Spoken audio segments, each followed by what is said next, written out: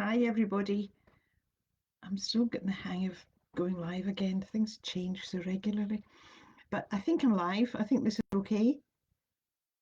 Right, yeah, I think this is okay. I think I'm here. So I've come on this morning because I want to say a warm welcome to the new people who've joined. I'm not going to mention names because not everybody likes their name being mentioned, but you know who you are, and thank you ever so much for joining. Everybody, please enjoy and please share with anybody who you think would be interested in this group and be interested in joining us in this work.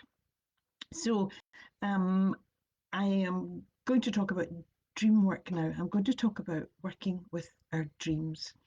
And on Wednesday morning this week, I'm going to run another short workshop, and this time it's going to be about dreams. So I'm not giving people much warning, but I do find actually that in these short 1 hour Zoom workshops, people don't particularly always want to lots and lots of warning. It's the kind of thing where you can say, oh yes, I really want to do that. Yes, I can do it now, boom, and book your place.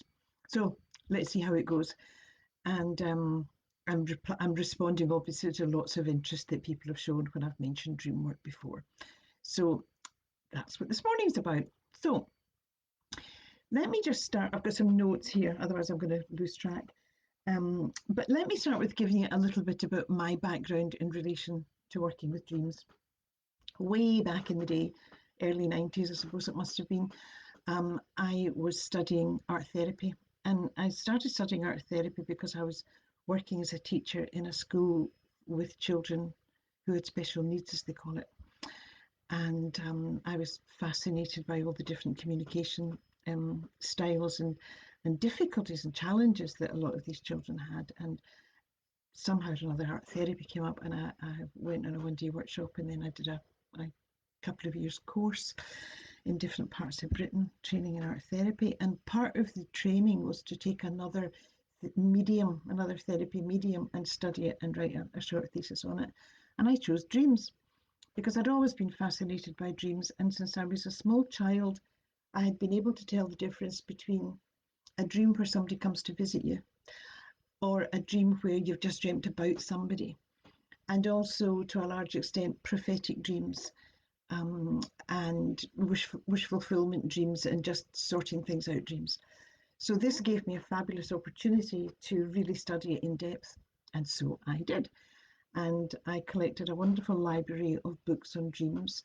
My most favourite one was a big thick tome that maybe quite a lot of you have come across, I don't know, by a guy called Strephon Kaplan Williams, and it was simply called the Dreamwork Manual, a big fat blue softback book. Fabulous, fabulous book. I learned so much from that book.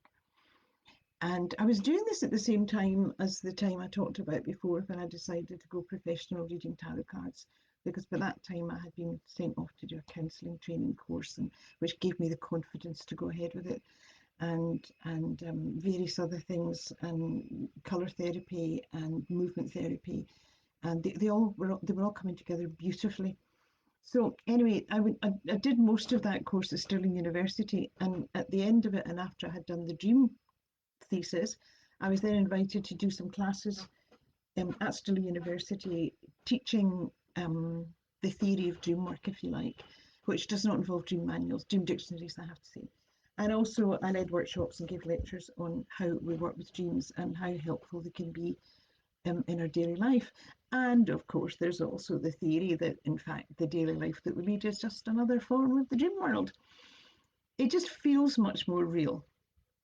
But what's a dream and what's not? Two different forms of dreaming. So anyway, that's enough about that. But that's my background in it, and so I loved it. I find it fascinating, and I've worked on and off with dreams over the years since. And it's a very almost a daily part of what I do myself. I write dreams down a lot, and sometimes very short ones, sometimes longer ones, and I find them very valuable, very useful on an ongoing basis. I have a protocol for helping people understand their dreams, and it mainly, not completely, but it mainly came from the Strephon Kaplan Williams book. I'm not going to go into that just now. I'll outline it in the workshop, but effectively and very simplistically, dreams are made up of metaphors. We can look at life on an everyday basis as a metaphor, but once you get used to thinking of life as a metaphor and your dreams speaking to you in metaphor, it becomes much, I don't know, it becomes kind of clearer and easier to understand. And the reason for metaphor is because metaphors are storytelling. And as we know, facts tell, but stories sell. And stories, we understand things through storytelling in a way that we just don't through the hard and fast facts of life. So, yes, I'm going to tell you a story of a dream. Obviously I've got lots of dreams written down, some my own, but some real crackers that I've worked with, helped clients work through, and it can be hugely eye-opening. I've got a little short one here where I'm going to explain just how metaphors work and why stories work. But I'll give you an example, first of all, of a metaphor. I know we're all familiar with metaphors, but just in case, it's when you call one thing another in order to elucidate a point you're trying to make, or create a picture with a couple of words, because pictures, as we know, speak 1,000 words. So, for example, say you were describing a guy that you met in the chip shop last night, okay, down the road, and he was a bear. This guy was a bear. Now, I don't really need to say anything else much to you for you to get the image, get the feel, get the image, get the energy, etc., etc. I could say he was a big gentle bear. I could say, whoa, he was a ferocious bear. I wouldn't like to meet him in a dark alley. You get the picture. It's a metaphor. I could say, oh, that child is, his face has been in the muck, but wow, is he an angel? Perfect description. And that's all that needs to be said. So that's the power of metaphor. It gets all your different senses. You can see, feel, hear, taste, and touch with a good metaphor. And so it's a fabulous way of working with dreams. So it's very common for lots of us to have dreams about babies. Maybe yourself as a child, maybe a baby. And generally speaking, when you dream of a baby, you're dreaming of one of two things. If it's about you and you're with a baby and there's a baby around and it's your baby, it's it's about new beginnings and new life. So it can be to do with a relationship that you're in, possibly a fairly new one, or maybe just at a new stage. Or it can be about a new beginning, which could be moving house, moving country, moving job, whatever, right? But it's something new that starts small and is going to be nourished and grow. So that's the baby energy. So it's important to establish at the beginning of your dream work, your dream interpretation, what the baby's representing. However, very short dream here. This is a client I had, I think about 4 years ago. No names mentioned, obviously, and I've changed little bits just in case. So she's, or the other thing is when you write a dream down, always write it in the present tense. It is happening now. So this was a female client, and she tells me, I am in my flat and I'm being bullied by local thug types. They're at my door and they're breaking in and they're threatening me. And I know that the only thing to do is to get away. I have a baby and I want to keep him safe and I don't know what to do. The baby is asleep and I decide to get out when they've gone out for a moment and they think that they've locked me in. And so I leave the baby safe and I take the opportunity to put essentials in my pockets and go for help. I hide the essentials and I go and find someone. But who? Oh, and then I get scared, I get upset, and I go back to sneak in and catch and get the baby. There's no one around, but when I get back to the flat, one little creep is in there. He's ransacked the place, and the baby is gone. As you can imagine, that was a very, very uncomfortable dream with somebody who was feeling horribly vulnerable and not having a clue what on earth she was dreaming about. So the first thing we did was we established what was the baby representing. Was she in a relationship and feeling a bit concerned about it? Was she about to start a new job and frightened to make the leap? Was she moving house? What was happening? And she established that it was a relationship that she'd been in for, I think it was about 6 months at the time, and or maybe longer, but still early. And she just wasn't sure whether she should be staying in it. There was things about the relationship that were making her feel uncomfortable and bringing her own stuff up, and so she was really didn't want to leave, but didn't see how she could keep going. And there was this bit of her just wanted to run. Of course, she didn't want to abandon things. So we established that and we went through it. So we then look at, we've got the metaphor of the baby. What's the metaphor of the flat? Well, the flat is your home, so it's where you live. So this is where you live. So the body is the home That's the flat. So she was feeling attacked. She was feeling bullied and threatened. Who are the local thug types? Well, everything and every person in a dream is a reflection of a part of yourself.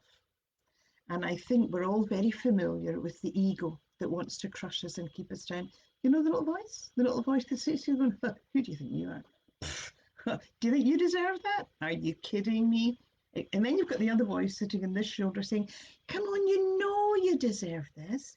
Come on, you know you can do this. You can do it. You can do it. And this one's going, oh, no, she can't. No, she can't. No, she can't. So that's the thug. So the thug types are all those bullies inside that tell you you can't possibly cope, you can't possibly deal with things, etc. And here they are, these little parts of my mind battering me. And she knows the only thing to do is to get away. Just get away. She just knows she has to get away. But she doesn't want to leave the baby. So she knows she can't stay in this situation, but she doesn't want to abandon it because she knows it needs protecting and love. This has been created by these two people. If you think of a relationship, you've got the two humans at the bottom, they create the relationship, so the relationship becomes the baby. So here she is in this predicament, makes the decision to go outside of herself and seek help. That's curious, isn't it? She leaves the flat, she puts the baby, she thinks, in a safe place. She leaves the flat and she goes outside of herself to seek help. What else happens? She panics. She takes essentials. So she takes the essential things for her survival outside of the flat in the relationship. But then she gets panicked and she realizes she can't do this and she sneaks back. But what's happened? Some little creep has got inside, got in the way, and the baby's gone. So obviously she wakened up feeling utterly distraught. So what we then looked at was we thought, right, in that dream she had three options. Grab the baby and try to run, but she knew this would be the worst one. Stay with the baby and pray, or get herself safe, get help, and then go back for the baby. So if she'd stayed in the dream, she could have found the baby alive, or she could have kept the baby alive but ride the storm. They'd both have been traumatized, but they'd have been intact. However, that's not what she did. She chose option 3, get herself safe, get help, and go back for the baby. Understandable. However, the best option would have been 2, because that would have been surrendering. Very scary, but brave. If she'd filled the flat herself, gone inside, sought out her own divinity, looked at what was challenging her about herself, what was she afraid of, dealt with that, that itself would have repelled the bullies. That itself would have repelled the bullies. Sorry, I've got something on my screen. Okay? And those bullies which are representing the dark energy and the voices that try and put you down. But if she'd been able to go inside, identify with the divine energy, God's love, then they'd have been shaken but safe. But she didn't have the faith and the trust to do that. And look what happened. She lost the baby. So if you look at the message going on in that story, if she'd actually had the courage, the faith and the trust and the belief within to ride the storm. Now remember, this is about a relationship. If she'd had the confidence and the courage to ride the storm, then she might have been traumatized and shaken, but they would all have survived, and the baby, the relationship, would have been absolutely fine. So you can relate that to whether you were wanting to move house and you're absolutely terrified because you feel secure where you are. Ride the storm, follow your heart, ride the storm, go within, find the strength, ride the storm. Same for changing job, same for any big challenge like that, where there's something new involved, something new that you need to love and cherish and take care of.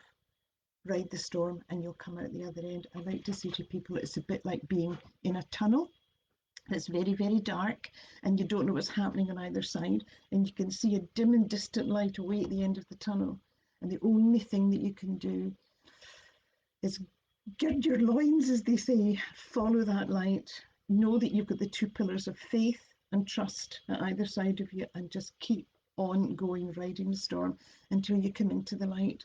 So follow the light and have the courage to know that it is a proper light and it's not a train coming. Okay, and that strength comes from within, knowing that you're part of the oneness of the universal energy. So that's a little talk on how dream interpretation, real dream interpretation works. It's a truly fascinating process, and I will do a run through of a kind of like dream on the moment. I'll talk you into a dream in the workshop, and it'll be nice and brief. And it's absolutely fascinating how I can give you a little script of a dream, and there could be half a dozen of you there, and there will be half a dozen totally different dreams have come up because we're all unique, we're all individual, which is why dream dictionaries don't work. They're very, very, very generic. Um, and everything we dream about is very personalized. So we have our own personal metaphors. So what might be a personal metaphor for me would not necessarily be one for yourselves. Okay, so that's really what I wanted to talk about today. So this this workshop is going to be Wednesday morning, UK time, 10 o'clock till 11 o'clock. It'll cost £15. So get in touch with me, private message me or whatever, and I'll give you details of how to book, how to pay, and make sure you've got your place for Wednesday morning. And you bring a dream along, making it very short, because once you start writing a dream down, you think it's only 2 or 3 lines, and then suddenly you've written a whole page of A4, because that's what happens. Because once you tap into the dream memory, it just flows because it has so much that it really wants to share with you. Okay, so thank you for bearing with me. I hope you enjoyed that story. I hope you've stayed with me till the end, and I'll be in touch again before Wednesday morning, but I look forward to hearing from those of you who've already expressed interest. And please feel free to send me some questions, and I'll be happy to answer them. I look forward to catching up with you on Zoom on Wednesday morning. Okay, have a wonderful rest of day, and I'll speak to you all very, very soon. From my heart to yours, lots of love.